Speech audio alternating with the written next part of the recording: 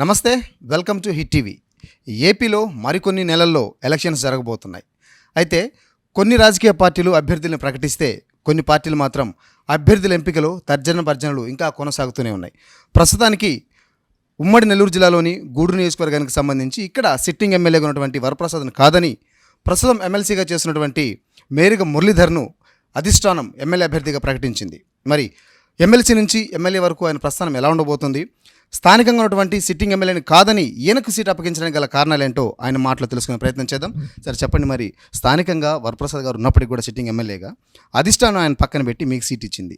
దీని వెనక అంటే జగన్ మీపై ఉన్న నమ్మకమా, లేకపోతే మీకు ప్రజలపై ఉన్న నమ్మకమా? అంటే మా లీడర్స్ మీద జగన్ సార్కి అందరి మీద నమ్మకం ఆయనకి. కాకపోతే ఆయన ఏం చెప్పారంటే, అక్కడ ప్రజెంట్ ఎమ్మెల్యే పనిచేస్తున్న అభ్యర్థి ఎమ్మెల్యేగా ఉన్నారో వారు ఏ రకంగా పబ్లిక్తో ఉన్నారు అని సర్వే తీయడం మొదలుపెట్టారు.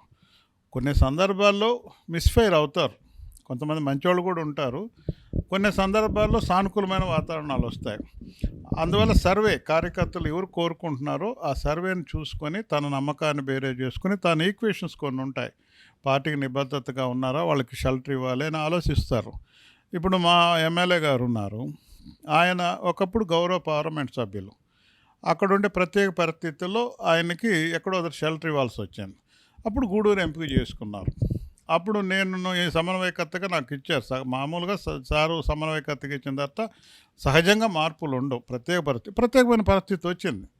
నేను కూడా స్వాగతించాను, పార్టీ నిర్ణయాన్ని స్వాగతం ఇవ్వాలి. ఎందుకంటే క్రమశిక్షణ కలిగిన ఎవరు కూడా పార్టీ అన్ని రకాలుగా బ్యాలెన్స్ చేసుకొని ముందు అడుగేసుకొని ఒక ఆలోచనతో ముందుకెళ్తుంది.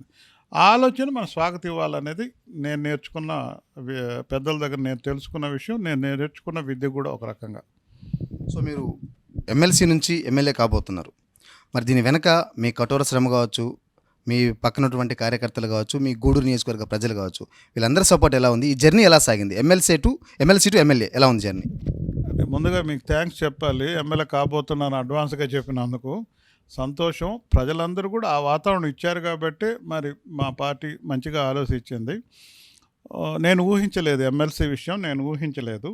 అంటే మాకు తెలిసినంత వరకు, నా నాలెడ్జ్ వరకు ఎమ్మెల్యేనే అనేది మేము యువక నాయకులుగా రాజకీయాలకు వచ్చినప్పుడు ఎమ్మెల్యే అనేది మనకు దగ్గర అని అనుకుంటాం. ఎమ్మెల్సీ అనేది అది పెద్దల సభ అని ఆలోచన ఉంటుంది, అది ఊహల్లో కూడా లేదు.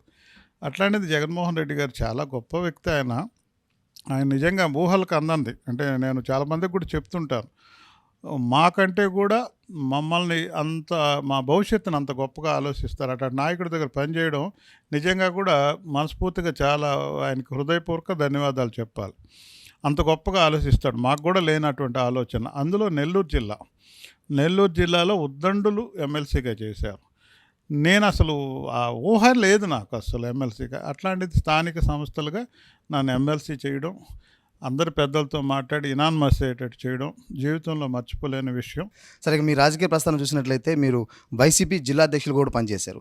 సో మీరు వైసీపీ జిల్లా అధ్యక్షులుగా పనిచేసిన రోజుల్లో కొంతమంది పెద్దలు మీకు సహకరించలేదు అని ఒక ఆరోపణ మాత్రమే ఉంది. దీంట్లో వాస్తవం ఎంత? లేదండి, ఏం లేదు, అట్లాంటిది ఏం లేదు. ఆ రోజు ఉన్న పరిస్థితుల్లో మాకు మొదటి నుంచి కూడా పార్టీ సామాజికంగా ఆలోచిస్తుంది. ఆ రోజు ఉండే విషయాల్లో ఒకరిని పెట్టాలనే ఆలోచన తీసుకురావడంతో రాజమోహన్ రెడ్డి గారు ఆశీస్సులు తీసుకున్న తర్వాత గోవర్ధన్ రెడ్డి గారి సహకారంతో అందరూ ఇది కలిసి జిల్లాలో ఉండే పెద్దలందరూ పిలిచి, ఈ జిల్లాలో ఎక్కువ మరి షెడ్యూల్ కాస్ట్ వాళ్ళు ఉన్నారు కాబట్టి వారి సముచిత న్యాయం ఇవ్వాలనే ఉద్దేశంతో నన్ను ఎంపిక చేశారు.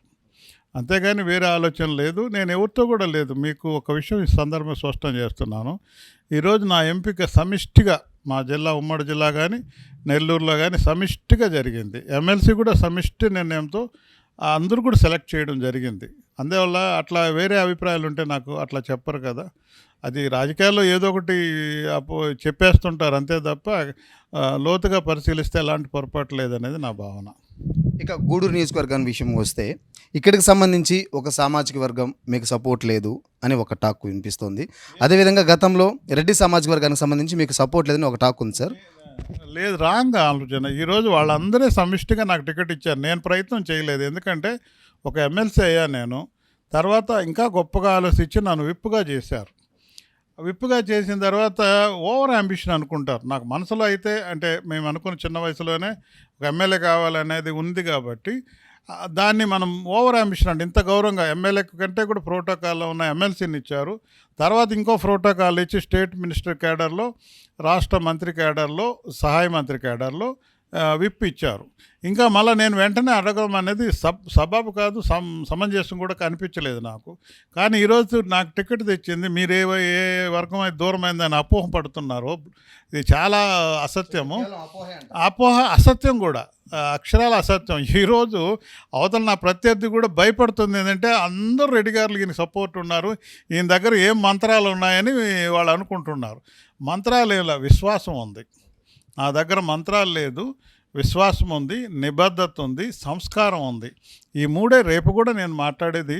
నేను సంస్కారవంతమైన రాజకీయాన్ని గూడూరుకి ఇస్తాను, గొంతు కొయ్యను. నమ్మి పార్టీ ఆశీర్వదిస్తే ఆ పార్టీని నట్టేట ముంచేయడమా, లేకపోతే గొంతు కోసేసి వేరే పార్టీ అధికారం లేదు ఇంకో రకంగా అని చెప్పి అట్ట ఇటు దూకే అలవాటు లేదు. మా పార్టీలో పార్టీ గౌరవమైన వాతావరణంలో ముందుకెళ్ళడమే తప్ప ఇంకోటి లేదు. అందుకే నేను చెప్తున్నాను పదే పదే, నిబద్ధత రాజకీయం చేస్తాను, గ్యారంటీ రాజకీయం చేస్తాను, నిష్కలమైనటువంటి వాతావరణం తీసుకొస్తాను, ఒక సంస్కారవంత వాతావరణంలో ముందుకెళ్తాం. ఒక మనిషి దగ్గర నాటకీయ పరిణామాల్లో వాళ్ళని రెచ్చగొట్టడం వీళ్ళు రెచ్చగొట్టడం ఉండదు. ఈరోజు అందరు కూర్చున్నా బహిరంగంగా అయినా సరే మనం సర్వే చేద్దాం, ఎవరికి మెజార్టీ ఉంది. నాటకే మాట్లాడొద్దు.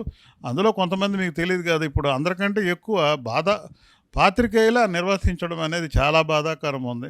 పాత్రికేయులు గౌరవం మర్చిపోయినారు, ఒక నిబద్ధత మర్చిపోయినారు. అందరినీ నేను అనలేను, కానీ కొంతమంది చేసిన తప్పే కదా, వ్యవస్థను తప్పుదో పట్టిస్తున్నారు కదా. నిజమైన వార్త రాయండి, స్వీకరిస్తారు, అందరూ ముందుకెళ్తారు. సరే, ఇప్పుడు మీ మాటలు బట్టి చూస్తే మీరు చెప్పినట్లు నిబద్ధత, నీతి రాజకీయాలు అన్నారు. ఈ రోజుల్లో అలాంటి రాజకీయాలు మీకు కనిపిస్తున్నాయా? మీరు చూస్తే మీ మాటలు బట్టి నాకు అర్థమైంది మీరు చాలా సౌమ్యుడు, చాలా మృదు స్వభావి. సో ఈ నేపథ్యంలో ఇప్పుడున్నటువంటి ఈ కుళ్ళు రాజకీయాలు కావచ్చు, ప్రతి విమర్శలు చేస్తే కానీ ప్రస్తుత రాజకీయాలు లేవు అనేది ఒకటి.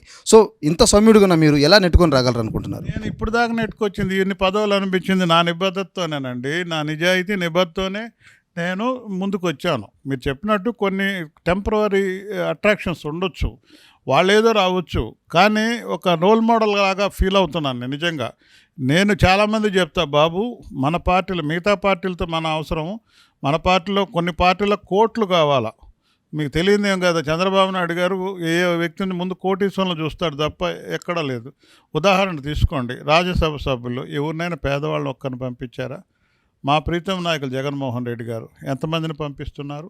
ఆయన బీసీ వేదిక ఇచ్చి బీసీ పార్టీ అని మాట్లాడాడు తెలుగుదేశం, మరి గుర్తు రాలేదా? రాజ్యసభ పంపించడం ఒక బీసీ కన్నా ఇవ్వడం, మరి ఏమైనా ఇచ్చారా?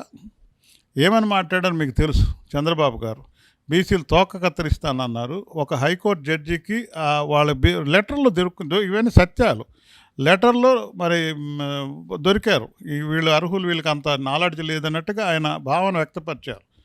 అంత ఆలోచనలు మా పార్టీ నిబద్ధతగా ఉంది. చెప్పింది చెప్పినట్టుగా రాజ్యసభ ఎంతమంది మన మస్తానరావు గారు చెప్పారు, 5 మంది ఉన్నారు ఈరోజు బీసీలు. మరి అదే రకంగా ఎమ్మెల్సీ ఎంతమందికి ఇచ్చారండి? సాధికారత ఎక్కడైనా వేదికల మీద అలుగుగానట్టు ఏమైనా మాట్లాడారా బాబు గారు లాగా? బాబు గారు ఏదైతే అలుగుగానట్టు మాట్లాడతారో పదే మాట అది ఉండదు. నేతి చెప్తారు కదా మన వాళ్ళు, నేతి బీరకాయలో నేతి ఎంత ఉంటుందో ఆయన చెప్పే మాటలు ఏమీ ఉండదు. ఇప్పుడు ఈరోజు సహాగా మన ఆసరా కార్యక్రమానికి వెళ్ళొచ్చాను నేను. దాంట్లో ఎంత నిజాయితీ ఉంది. ఆ రోజు కష్టాలు పాదయాత్రలో తిరుగుతున్నప్పుడు ఆయన మనసులో పడింది, ఆడబిడ్డలు కష్టపడుతున్నారు, పొదుపు వాళ్ళు కట్టలేక గ్రూపులన్నీ ఆగిపోతున్నాయి. మరి ఆ అప్పంతా మనం బాధ్యతగా, ప్రభుత్వం అంటే అభివృద్ధి అంటే మానవులను కూడా అభివృద్ధి కావాలి కదా, మనుషులు కూడా మరి ఉన్నటువంటి బాధ్యత. పొదుపు లక్ష్మి వాళ్ళు కూడా మన మానవ వనరులే కదా, వాళ్ళు కూడా గొప్పగా ఎదగాలి కదా. ఆ అప్పంతా తను కడతానని చెప్పి ఎలక్షన్స్ ఏం లేవు, మొదటి సంవత్సరం నుంచి స్టార్ట్ చేశారు. ఈ ఇయర్లో లాస్ట్లో మొత్తం ఒక్క గూడూరికే దాదాపు 23,000 కోట్ల 30 లక్షల రూపాయలు ఒక చిన్న టౌన్ వరకే, కాన్స్టిట్యున్సీ కూడా కాదు, ఒక మున్సిపాలిటీ పరిధిలోనే 23,000 కోట్ల 30 లక్షల సుమారుగా మరి ఇవ్వడం జరిగిందంటే, ఈ ఒక్క లాస్ట్ 4th తప్ప 6,64 లక్షలు 4వ దప్ప ఇచ్చారు. ఈ నిబద్ధతను కోరుకుంటున్నారు అందరూ. ఎలక్షన్ ముందు పసుపు కుంకుమని 30,000 ఇచ్చి అందరూ నాకేస్తారంటే అంత అపోహ లేదు. మహిళలు చాలా నిబద్ధతగా, వాళ్ళు చాలా సుదీర్ఘంగా ఆలోచించి మరి సపోర్ట్ చేస్తారు.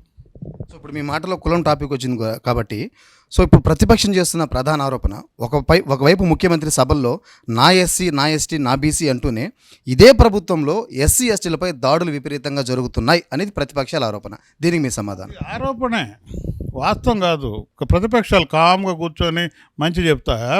పాలకపక్షానికి ప్రతిపక్షం ఆ రకమైన వాతావరణం సృష్టిస్తుంది. ఉంటాయి అక్కడక్కడ, ఇంత పెద్ద రాష్ట్రంలో అక్కడక్కడ మిస్ఫేర్ జరగడం అనేది దాని వెంటనే తీసుకొచ్చి ప్రభుత్వానికి లేదా పాలకపక్షానికి పూయడం అనేది కరెక్ట్ కాదు. మరి మీరు చూశారు గతంలో ఎన్ని జరిగాయో, అవన్నీ మరి ఇది చేశారు కదా, దాన్ని గ్రహిస్తారు ప్రజలు. ఏది నిబద్ధతగా ఉంది, నిజాయితీగా ఏది ఉందని గ్రహిస్తారు. మనం చెప్పినంత మాత్రమే కాదు. నేను ఈ సందర్భంగా ఒకటి ఎగ్జాంపుల్ చెప్తాను. అందరూ కూర్చున్నప్పుడు ఒక మాజీ సీఎంగా, ఒక మాజీ సీనియర్ మ్యాన్ అని చెప్పుకునే వ్యక్తివి అందరి సమక్షంలోనే ఎవరైనా ఎస్సీల్లో పుడతారని ఎస్సీ కులాన్ని చులకనగా చూసావు. అది అందరూ తెలిసిన సత్యమే. అదే జగన్మోహన్ రెడ్డి గారు నడిబొడ్లో ఈరోజు విజయవాడలో 206 అడుగుల ఎత్తులో అందరూ తలెత్తుకుని చూసే విధంగా మరి అంబేద్కర్ విగ్రహాన్ని పెట్టడం జరిగింది. ఈరోజు ఆ జాతిలో ఉండేవాళ్ళంతా ఉప్పొంగిపోతున్నారు కదా. అట్లాంటి పని నీ 14 ఏళ్లలో ఏదైనా ఒకటి చేసావా? ఈరోజు నవరత్నాలు అని చెప్తున్నారు. 600 హామీలు చెప్పలా మా ప్రీతం నాయకులు జగన్మోహన్ రెడ్డి గారు. 9 రత్నాలే చెప్పారు. 9లో నుంచి ఎన్ని మిగతా విషయాలు వచ్చాయండి? ఇప్పుడు అమ్మఒడి అని అన్నారు. అమ్మఒడిలో నుంచి ఎన్ని పథకాలు అనుబంధంగా వచ్చాయి? గోరుముద్ద వచ్చింది కదా. దాంతోపాటు నాడు నేడు కింద విద్యార్థులందరూ స్కూల్స్ అన్నీ కంప్లీట్ చేశారు కదా. తర్వాత ఫీజు రియంబర్స్మెంట్ ఉంది కదా. ఈ రకంగా చెప్పుకుంటూ ఒక్కొక్క రత్నంలో 5-6 దానికి సంబంధించిన పథకాలన్నీ వచ్చాయి. అంటే ఇంచుమించుగా మామూలుగా జనరల్గా చూసినా కూడా ఒక 25-26 పథకాలు ఆ 9 రత్నాల్లో నుంచి వచ్చాయి. ఇది కోరుకుంటారు జనాలు. 600 అబద్ధపు హామీలు ఇచ్చేసి ఊరికే పేపర్ పెద్దది చేసేస్తే పెద్ద నాయకుడు అయిపోతారని అనుకోరు. అందులో చంద్రబాబుని ఎవరు నమ్మరండి. అందరూ తెలిసిన సత్యాలే. జగన్ ఖచ్చితంగా నమ్మాలి. ఎందుకనంటే ఆయన ఏది చెప్పినా దానికి మించినట్టు. అమ్మఒడి ఒకటే అన్నారు, కానీ ఎన్ని పథకాలు నేను చెప్పాను. ఒకటి చెప్పినా 4 పథకాలు చేశారు. పేదల గురించి ఆలోచించేది ఆ మహానుభావుడేనండి. నిజంగా ఒక వైతాళికులు ఆయన. మనం ఊరికే జనరల్గా ఇప్పుడు పుట్టుంటే వైతాళికులు అట్టు చేస్తారని ఈరోజు అన్ని వర్గాలని చెప్తున్నారు. మరి ఇన్ని రోజుల నుంచి చంద్రబాబు గారు ఉన్నారు కదా, ఎప్పుడైనా నా ఎస్సీ నా బీసీ నా మైనార్టీ నా పేద ప్రజలు నా మహిళలు అనే ఫీలింగ్ ఎందుకు రాకూడదండి? ఎందుకు రాకూడదు? ఎవరైనా ముద్దు పెట్టుకున్నారా? ముద్దు పెట్టుకుంటేనే దానికి ఆత్మీయత ఉంటేనే ఆ ఫీలింగ్ లేదు. కాబట్టి ఆత్మీయత ఉంటేనే ఆ అభిమానం వస్తుంది. ముద్దులో కూడా రాజకీయాలు ఎత్తికే చంద్రబాబు గారు. మీరు మాత్రం కాబోకండి. ఆ ముద్దు పెట్టుకోలేకుండా ఉంటే దాని ఇంకా తమాషా మీ అందరూ మనం చెప్తాను. ఆయన ఎంత పేదవాడిగా నటిస్తాడు. దేశంలో తెలిసి అత్యంత రాజకీయ నాయకులు అత్యంత ధనవంతుడని అందరికీ తెలుసు. ఇది ప్రపంచం తెలిసిన సత్యం, దేశం తెలుసుకోవాల్సిన సత్యం, తెలిసిన సత్యం కూడా. నాకు ఉంగరాలు కూడా లేవని మాట్లాడే దౌర్భాగ్యుల్ని మనం ఏం చెప్తామండి? ఇప్పుడు అవసరమా అది? ఉంగరాలు లేవు, ఉంగరాలు ఏంది? నీ ఆరోగ్య రీతిలో ఉంగరాలు పెట్టుకునే దానికి లేదు. అంతే, దాన్ని కూడా రాజకీయం చేసి నాకు ఉంగరాలు లేవు వాచ్ లేవు అంటే అంత పేదవాడు ఆయన. అంత ప్రజలను అంత మరీ తెలివి తక్కువ వాళ్ళగా చూసి ఆడుకోవాలంటే ఆ రోజులు పోయినాయి. ఆడుకున్న రోజులు ఆడుకున్నారు. ప్రజాస్వామ్యంలో ఉండే చతురత అది. ఆ రోజు ఆయన మీద ప్రేమతో రాలేదు ఆయన ఎప్పుడు అధికారంలోకి. ఎదుటి వాళ్ళ మీద ఉండే కోపంతో వచ్చాడు తప్ప ఆయన మీద చంద్రబాబు గారు అంటే ప్రేమతో ఎప్పుడు రాలేదు. పదే క్షమించండి అని కోరుకున్నారు. కొన్ని ప్రత్యేక పరిస్థితులు అనుకూలంగా వచ్చాయి. ఆ రోజు రాష్ట్రం విడిపోయిన తర్వాత ప్రతి ఒక్క మేధావి వీళ్ళంతా కొంతమంది ఆలోచించారు. సీనియర్ మ్యాన్ కదా, మరి యువ నాయకులు వీళ్ళు, ఈయన అంత చేయగలుగుతారో లేదో అని అభిమానం ఉన్నా కూడా ఆయనకి సీనియారిటీకి ప్రయారిటీ ఇచ్చారు. దాన్ని ఎంత నాశనం చేశాడు చూశారు కదా. దాంతో పోయింది. అట్లా ఈరోజు అక్షరాల్లో చిన్న గ్రామానికి వెళ్ళండి. ఈ నవరత్నాలకు సంబంధించిన పథకాలతో పాటు ఆ గ్రామానికి సంబంధించి ఏమేమి డెవలప్మెంట్ ఉందో బోర్డులు వేసేస్తున్నారు. ఈరోజు అడుగుతున్నారు, ధైర్యంగా ఛాలెంజ్ చేసి అడుగుతున్నారు. మీ కుటుంబంలో ఏదైనా పని ఉంటే బేరేజ్ వేసుకోండి, గత ప్రభుత్వానికి నాకు అని జగన్ సారు. మా ప్రభుత్వానికి గత ప్రభుత్వాన్ని బేరేజ్ చేసుకోండి, మీకేం లబ్ధి చెందో ఆలోచించి నన్ను ఆస్వాదించమని ధైర్యంగా వెళ్తున్నారు. ఎమ్మెల్యేలు ధైర్యంగా ఇల్లు తిప్పారు. నువ్వు చేయగలిగావు అట్లా? నువ్వు ఎక్కడ పోలిక? జగన్మోహన్ రెడ్డి గారితో నీకు పోలికే లేదు. ఎమ్మెల్సీఏ అనుకోని పరిస్థితుల్లో వచ్చిందన్న మీరు ఎమ్మెల్యే వస్తుందని ఊహించారా? అంటే ఊహించడం అంటే అండి, సార్ తీసుకుంటున్న నిర్ణయాలు ప్రజల్లో ఉండే వ్యక్తికి వస్తుందని అన్నప్పుడు నాతో కలిసినటువంటి క్యాడర్ అంతా కూడా మరి వాళ్ళు నాతో ముచ్చటించుకునేటప్పుడు వాళ్ళ మనోభావాలు నాకు చెప్పడం జరిగింది. అప్పుడు చెప్తూ ఉన్నప్పుడు వాతావరణం సార్ తీసుకునే నిర్ణయాలు మరి ఈ వాతావరణం బాగుందని ఆలోచన అండి. ఎందుకంటే మేము మొదటి చిన్నప్పటి నుంచి కూడా అంటే ఎమ్మెల్సీ గౌరవమైన వాతావరణం ఉంది, గౌరవం ఉంది, అన్నీ ఉంది. కానీ ప్రజలతో కొంచెం ఎక్కువ సత్సంబంధాలు ఎమ్మెల్యే గారికి ఉంటాయి. అందువల్ల ఎక్కువ ప్రజల్లో ఉండే మాలాంటి వ్యక్తిత్వం కలిగిన ఎవరు ఏ లీడర్కి కూడా ఎమ్మెల్యేనే కోరుకుంటాం. కాకపోతే నేను చెప్పాను కదా, ఒకసారి దానికంటే మంచి పదవి మంచి పీట వేసినప్పుడు మరి మనం ఓవర్ యాంబిషన్ అనేది మనం ప్రకటించకూడదు. మనసులో పెట్టుకున్నాను. నిజంగా మా గూడూరు నియోజకవర్గ ప్రజలందరికీ చేతులెత్తి నమస్కరిస్తున్నాను. నా మనసులో కోరిక అయితే ఉంది, దేవుడు చెప్పుకున్నాను నేను వెంకటేశ్వర స్వామికి. నా మనసులో కోరిక, నాకు పరిస్థితులు గౌరవప్రదంగా ఉన్నాయి, చాలామంది పనిచేసిన వాళ్ళు ఉన్నారు, కానీ నాకు జీవితంలో ఒక్కసారి ఎమ్మెల్యే కావాలని కోరిక. స్వామి నువ్వు దీన్ని ఎట్లా తీరుస్తావు, సన్మార్గంలో మరి మీరు జాగ్రత్తగా చెయ్యాలి అని చెప్పేసి నేను వారిని వేడుకోవడం జరిగింది. ఆయన ఆశీస్సులు పుష్కలంగా ఉన్నాయి. సేమ్ మా వాళ్ళంతా మూకుమ్మడిగా మరి గొప్ప పర్సంటేజ్ ఇచ్చారు నాకు సర్వేలో. అందువల్ల సార్ కూడా ఇంత వాతావరణం ఉన్నప్పుడు వాళ్ళు ప్రజలు కోరుకున్న విధంగా, క్యాడర్ కోరుకున్న విధంగా ఇవ్వాలని ఉద్దేశంతో టికెట్ ఇచ్చారనేది నా భావన. సరే, ఫ్రాంక్గా మాట్లాడుకోవాల్సి వస్తే గూడూరు నియోజకవర్గానికి సంబంధించి మేరిగ మురళి అనే వ్యక్తికి ఉన్నటువంటి ప్లస్లు ఏంటి, మైనస్లు ఏంటి మీకు తెలిసి ఆ మైనస్ని మీరు ఎలా రెక్టిఫై చేసుకోబోతున్నారు? నాకు ఎవరైనా మైనస్లు చెప్తే దాన్ని నేను రెక్టిఫై, విమర్శలు నేను నా దృష్టిలో చెప్పారు. నాకు దృష్టికి ఏం చెప్పారంటే అందుబాటులోనే నేను ఉన్నాను కదా. అంటే ఇప్పుడు రాజకీయ విమర్శలు 2 రకాలుగా ఉంటాయండి. మామూలుగా నిజంగా ఆలోచించి స్నేహపూర్వకంగా చెప్పే విమర్శలు, సద్విమర్శలు మనం తీసుకుంటాం. కావాలని ఏదో ఒకటి చెప్పాలని మన కోడిగుడ్డుకు కూడా ఎంటుకలు మొలిచే విధానం కొన్ని ఉంటాయి విమర్శలు. అట్లాంటి విమర్శలు నేను పట్టించుకోను. ప్లస్లు నన్ను గురించి నేను చెప్పుకోవడం అంత సబబు కాదనుకుంటాను. నాకు ఒకటే మీ ప్లస్లు అంటే మేము ప్రజలంటే తెలుసుకోమంటారు. ఓకే, ఓపెన్గా తెలుసు. ఇంకోటండి, నేను ఎక్కడైనా మన పుట్టినూరులో మేము రాజకీయాలు సుదీర్ఘంగా వచ్చాం. ఇక్కడ దాకా ఎమ్మెల్యే స్థాయి అంటే ఇది రిజర్వ్డ్ కాన్స్టిట్యున్సీ కాబట్టి ఇక్కడ దాకా వచ్చాం. మేము పుట్టిన ఊరు ఉంటుంది. ఆ ఊర్లో ఎవరిని అడిగినా అతని చరిత్ర అంతా తెలిసిపోయి ఉంటుంది. ఒకవేళ బయటకు వచ్చి షో చేసినా 4 ఉంగరాలు పెట్టుకొని ఏదో అపర కోటీశ్వరు లేకున్నా మనం ఎట్లా బతికామనేది మన ఊరు సొంత ఊర్లో తెలిసిపోతుంది. నేను ఓపెన్గా చెప్తున్నాను, రిక్వెస్ట్ చేస్తున్నాను అందరికి కూడా, దయవుంచి మీరు ఎంపీ చేసేటప్పుడు నా ఊరికి పోండి. నా పక్షంలో నా పార్టీ ఉండేవాళ్ళని కూడా అడగొద్దు. వ్యతిరేక పార్టీలో ఉండేవాళ్ళని నా క్యారెక్టర్ గురించి అడగండి. అక్కడ ఏదైనా మీకు మైనస్ దొరికితే అదే నిర్ణయం తీసుకోండి, ప్లస్ దొరికితే నన్ను ఆదరించండి. ఓపెన్గా చెప్తాను నేను.